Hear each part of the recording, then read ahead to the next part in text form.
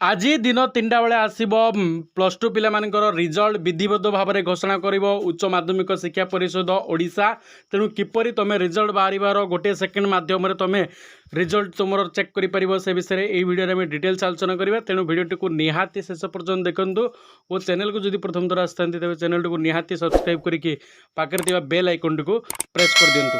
देखो तुम +2 पिला रिजल्ट देखापी प्रथम तो mobile Chrome browser T open करने पड़ो।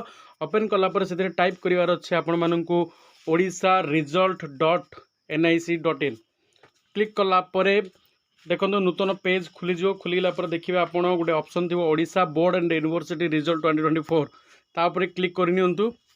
क्लिक कलापर देखो नूतन इंटरफेस टी खुलीज आपण निकट में। खोलापर देखो प्रथम जो ऑप्शन टा अच्छी मुझे देखो देख council of higher secondary education Odisha तापर आप क्लिक करनी। क्लिक कलापर देखो अन्य गोटे नूतन पेज आम निकट में खुलीज।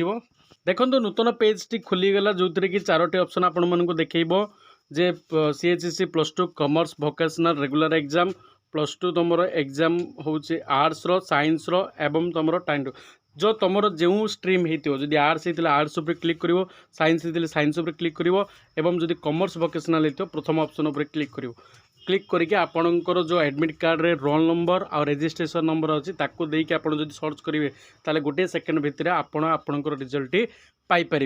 जेहेतु एबे रिजल्ट आसनी से मुझे क्लिक कले किसी आसोनी तेणु जिते रिजल्ट आसो से वीडियो करी तुमको जनईदेवी। किंतु यहीपरि मध्यम तुम रिजल्ट बाहर संगे संगे तुम रिजल्ट को तुम निज मोबाइल रे देखिपर।